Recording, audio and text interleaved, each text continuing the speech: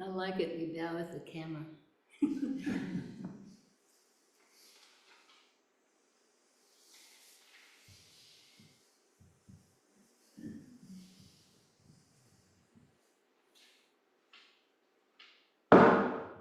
Mind makes everything. So mind is universe, and universe is mind.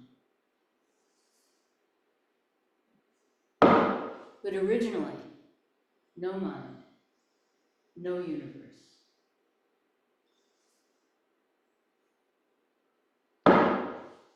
Mind is mind, universe is universe. Which one do you like? Ha! The sun comes in the windows, the chandelier shines in the room.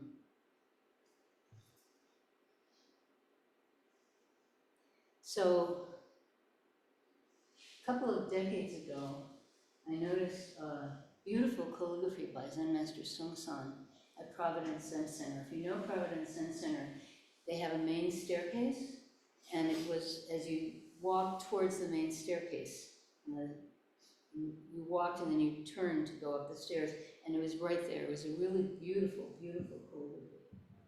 And the translation was next to it in a beautiful wooden frame with very nice English calligraphy. And I would look at this every time I came. It was just wonderful. It was my favorite thing in Providence Zen Center. And then one day it disappeared. And in place was a sort of this kind of painting, but bigger. And I don't know what it was doing in a staircase, but there it was.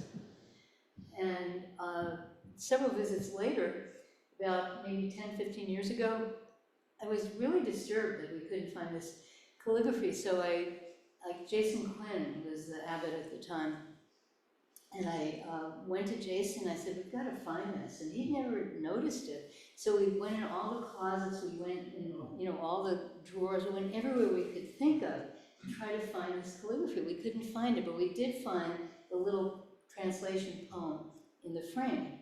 And so I snagged it, and it's sitting right there in the robe room, along the north wall of the robe room, and it goes like this. Buddha went to Snow Mountain. Sat, don't know. 6 years passed. Saw a star, got enlightenment. Without thinking, complete universe. So I found this a little disturbing because what is this Snow Mountain? Buddha went to Bodh Gaya, which is a relatively flat plain about 850 feet above sea level, So what is the Snow Mountain? So for years I tried to find out what the Snow Mountain was about. And just last night, after I quizzed Tom, who's been to Bodh Gaya, about what is Bodh Gaya, no, there's no mountains, no, sorry. I found the right bunch of search terms. I mean, I've been looking off and on for years, and I finally found the right bunch of search terms. I think it was Buddha on mountain or something like that. And it turns out that this was the period that Buddha was practicing with what people here have been calling yogis. What they were was, this was sort of proto-Hinduism. Hinduism and Buddhism actually kind of arose at the same time. And so these were the people who were doing this very, very hard ascetic practice up in the mountains. And that's what he was doing. And then he came down from the mountains, and the only Buddhists who talk about this or put it in their iconography are the Northeast Asians, China, Korea, Japan. And there were all these, apparently, all this artwork of Buddha coming down from the mountains to go to Bodh Gaya to sit for 6 days, not 6 years. Okay, so Buddha went to Snow Mountain, sat, don't know. So that's very interesting. So it's kind of conflating those two. The time with the, sort of this hard ascetic practice, and then the time where he just sat under the tree.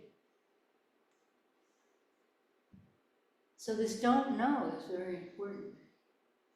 So whenever thoughts arose while Buddha was sitting there,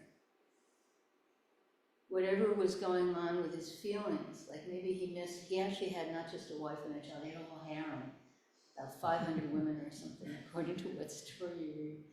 And, you know, if he missed, you know, his women, his child, his parents, the luxury around him, whatever rose up in his mind, if he just really wanted a cup of hot tea, whatever rose up in his mind, don't know. Just hold this don't know. And then what happens? You hold this don't know, you hold this don't know, you hold this don't know, and then you see a star. You wake up. And what do you wake up to? Without thinking, complete universe. So you don't wake up to an idea of how things are that you can communicate to people. You wake up to a stance, an attitude, a way of being that you can only encourage people to find for themselves. Without thinking, this universe is already complete.